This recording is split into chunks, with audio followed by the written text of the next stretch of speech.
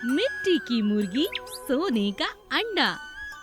रत्ना एक दिन जिद करती है कि उसे पैसे जमा करने के लिए एक गुल्लक चाहिए। पिताजी पिताजी, आज घर आते हुए मेरे लिए गुल्लक ला दो ना। मेरे पास एक भी गुल्लक नहीं है। अपने जन्मदिन के दिन मैं उसे फोड़ूंगी, उसमें ढेर सारे पैसे निकलेंगे। मेरे सभी दोस्तों के पास बहुत सुंदर गुल्लक है। वो चौराहे पर ना बहुत अच्छे मिट्टी के बर्तन बनाने और गुल्लक बनाने वाला बैठता है। पिताजी, आप मेरे लिए ला दोगे ना? बहुत शैतान हो गई है, अभी से इस उम्र में पैसा जमा करेगी क्या? ठीक है, शाम को आते हुए ले आऊंगा। रत्ना के पिताजी एक बहुत बड़े सुनार थे। वो घर आते समय शाम को बहुत सारा सोना घर ले आया करते थे। एक दिन उनके पास एक ग्राहक के अंडे बने हुए रखे थे जो कि सोने के थे। इन अंडों को घर ले चलता हूँ। इस तरह दुकान पर छोड़ना ठीक नहीं, आजकल बहुत चोरी हो रही है। सेठ अंडे अपने थैले में डालकर घर की तरफ आ रहा था। चौराहे के पास पहुंचते ही सेठ को याद आता है कि रत्ना ने एक गुल्लक मंगवाई है। ओहो, याद आया। चलो रत्ना के लिए कुछ ले ही लेता हूँ। वो रत्ना के लिए गुल्लक वाले से एक मिट्टी की मुर्गी ले लेता है जिसमें पैसे जमा करने के लिए गोल छेद बना हुआ था। सेठ उन मिट्टी की मूर्तियों में कमियां निकाल रहा था। अरे कोई भी अच्छी नहीं है, इसकी नाक बड़ी है। अरे इसकी आँख तो बिल्कुल बेकार है। हाँ, ये ठीक लगती है। जब वो एक सही मुर्गी तलाश कर रहा था, अचानक उसके थैले से एक सोने का अंडा निकलकर मिट्टी की मुर्गी के अंदर चला जाता है। सेठ को इस बात का पता भी नहीं चलता और वो मिट्टी की मुर्गी उठाकर पैसे देकर अपने घर की तरफ चला जाता है। अरे पिताजी मेरे लिए ले आए, पिताजी मेरे लिए ले आए छोटी सी प्यारी सी गुल्लक। रत्ना गुल्लक को पाकर बहुत खुश थी, लेकिन अगले दिन जब सेठ ने अंडों को गिना तो उसे एक अंडा कम मिला। हाय राम, मैं ग्राहक को क्या जवाब दूंगा? मेरा अंडा कहाँ गया? सेठ पूरे घर में तलाश करता है। तभी सेठ को याद आता है कि कल वापसी में लौटते हुए उसने गुल्लक खरीदी थी। वो फटाफट जाकर रत्ना की गुल्लक को देखते हैं। अरे रत्ना, बेटा जरा अपनी गुल्लक तो देना। जल्दबाजी में गुल्लक नीचे गिर जाती है और फूट जाती है। रत्ना जोर जोर से रोने लगती है। मेरी गुल्लक, पिताजी ने मेरी गुल्लक तोड़ दी। अरे रत्ना, चुप हो जा बेटा। सेठ खुश हो जाता है क्योंकि गुल्लक के अंदर उसे सोने का अंडा मिल जाता है। शुक्र है भगवान का, नहीं तो आज मेरी जान नहीं बचती बेटा। चल, मैं तुझे अभी एक नहीं 2 गुल्लक खरीद कर दूंगा। हाँ चल चल। पक्का? हाँ बेटा, चलो। रत्ना अपने पिता के साथ गुल्लक की दुकान पर जाती है और 2 मिट्टी की फिर से गुल्लक ले आती है और अपने पिता से कहती है, क्या ये वाली गुल्लक भी सोने का अंडा देगी पिताजी? रत्ना की बातें सुनकर उसके माता पिता जोर जोर से हंसने लगते हैं। आलू कचालू आइसक्रीम। आलू और कचालू दोनों बहुत ही अच्छे भाई थे। दोनों एक दूसरे की बहुत चिंता किया करते थे और दोनों साथ में खेलते, साथ में मजे करते थे। उनके घर के सामने से एक दिन एक आइसक्रीम वाला गुजरा। आइसक्रीम ले लो, आम की आइसक्रीम ले लो, बढ़िया बढ़िया स्वादिष्ट आइसक्रीम। आलू ने कचालू से कहा, अरे वाह, आइसक्रीम, ये तो मैंने कभी नहीं खाई। चलो कचालू भाई, चलकर हम आइसक्रीम खाते हैं। कचालू ने कहा, अरे नहीं आलू, तुम क्या कर रहे हो? जानते नहीं, आइसक्रीम खाने से ही तो गला खराब होता है। अगर तुमने आइसक्रीम खाई तो तुम्हारा गला खराब हो जाएगा। और शाम को जानते हो ना, हमें शादी में भी जाना है। वहाँ तुम्हारा गाना सबको पसंद है, फिर कैसे गाना सुनाओगे? कचालू के बहुत समझाने के बाद भी आलू नहीं माना और जाकर आइसक्रीम खाने लगा। आहा, मजा आ गया, स्वादिष्ट आइसक्रीम। अरे भैया, और 2 आइसक्रीम दो, मुझे बहुत मजा आ रहा है। आलू ने 3-4 ठंडी ठंडी आइसक्रीम खा ली और वापस घर आकर सो गया। शाम को कचालू ने उससे कहा, अरे अब सोते ही रहोगे या चलना भी है? जानते नहीं हमें आज दावत पर जाना है।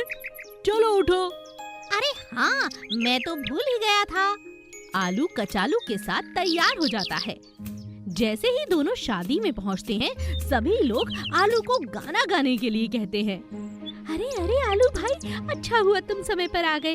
तुम्हारा गाना सुनने के लिए तो कान तरस रहे हैं। कोई भी शादी ब्याह हो, आपके गाने के बिना तो वो अधूरा रहता है। तो चलिए शुरू हो जाइए। क्योंकि आलू वहाँ का राजा था और आलू को सभी बहुत पसंद करते थे। आलू का अच्छे से स्वागत हुआ। उसे स्टेज पर बुलाया गया, लेकिन आलू ने जैसे ही माइक हाथ में लिया, उसकी आवाज निकल ही नहीं रही थी।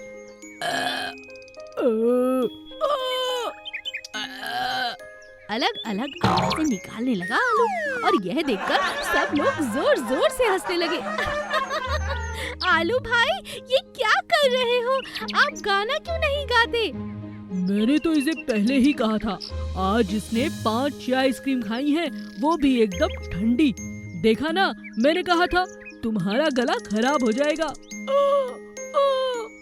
बेचारा आलू आवाजें निकालता रहा, लेकिन उसकी बात कोई समझ ही नहीं रहा था।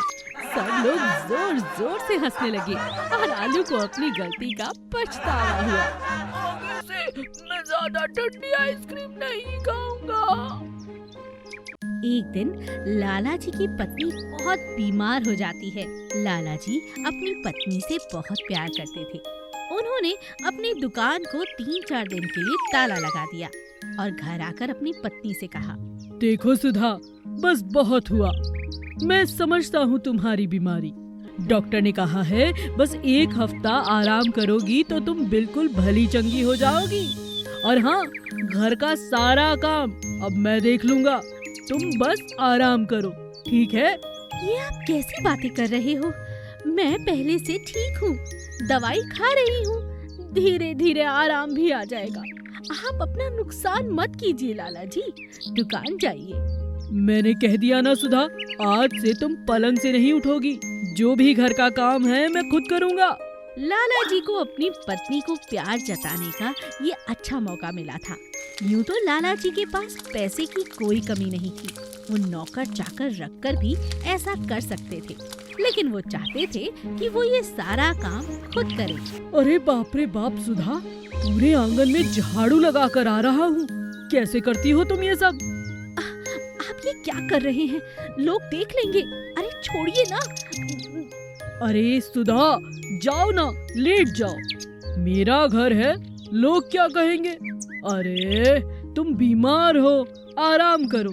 मैं अभी नाश्ता बना कर लाता हूँ। लाला जी को खाना बनाना बिल्कुल नहीं आता था। वो खाना बनाने की एक किताब बाजार से खरीद कर लाते हैं और उसे देख देख कर जैसे तैसे खाना बनाते हैं। 1-2 दिनों तक तो लाला जी कच्चा खाना ही बना पा रहे थे, लेकिन जल्द ही उन्हें खाना बनाना आ गया। आज तो आपने बहुत स्वादिष्ट खाना बनाया है जी। कल की रोटियां तो कच्ची थी, मगर मैंने कुछ कहा नहीं। सच कह रही हूँ, आज का खाना बहुत स्वादिष्ट है। यही तो मैं चाहता हूँ, तुम भली चंगी हो जाओ। काम का क्या है, 2 दिन बाद भी दुकान खोलूंगा तो अच्छी चलेगी। हमारी बरसों की पुरानी मेहनत है। भला अगर शरीर ही ठीक ना हो तो काम का क्या करूँगा? तुम्हारी सेहत ठीक रहनी बहुत जरूरी है सुधा। उनकी पत्नी बहुत प्रसन्न हुई। जल्द ही वो बिल्कुल ठीक हो जाती है।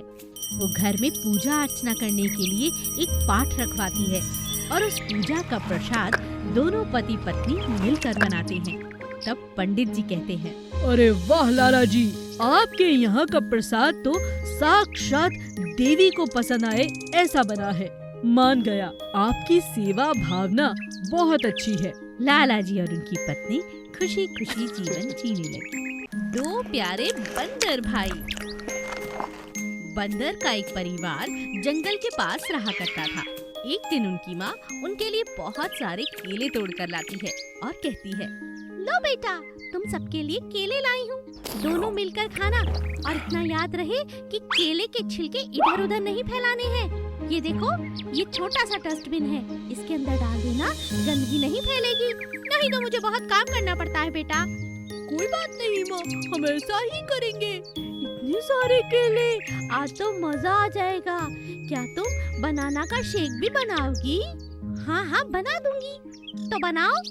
कुछ केले लेकर बंदर की माँ घर की रसोई में चली जाती है और वहाँ पर बनाना शेक बनाने लगती है और बाहर बच्चे खूब सारे केले लेकर लगातार खाते जा रहे थे। लेकिन वो एक बात तो भूल ही गए थे, क्योंकि माँ ने उन्हें छिलके नीचे ना फेंकने की सलाह दी थी।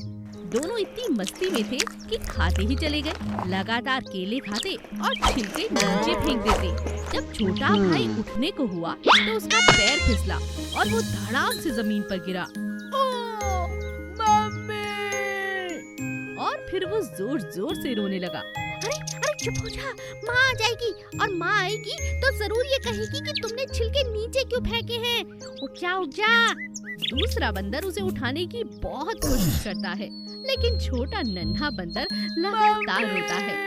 तभी बंदरों की माँ अंदर से बाहर आ जाती है। ये क्या, चोट लग गई ना? मैंने समझाया था तुम दोनों को कि केले के छिलके नीचे नहीं फेंकने, पर तुम लोग मेरी बात सुनते ही नहीं हो। चलो उठाओ इन्हें। केले उठाकर दोनों बंदर फटाफट डस्टबिन में फेंक देते हैं, लेकिन दूसरे बंदर को काफी चोट आई थी। बंदर की माँ उसे डॉक्टर के पास ले जाती है और उसकी मरहम पट्टी करवाती है। घर लौटते वक्त छोटा बंदर कहता है, माँ, आज मेरे कारण सारा मूड खराब हो गया। मैंने बहुत बड़ी गलती की है। आज के बाद मैं आपकी कोई भी बात नहीं टालूंगा। जैसा आप कहते हो वही करूँगा। तो फिर ये लो, संतरा खाओ। हाँ, ये तो मेरा फेवरेट है। संतरा खाने के बाद छिलका कहाँ फेंकोगे ये बताओ? डस्टबिन में।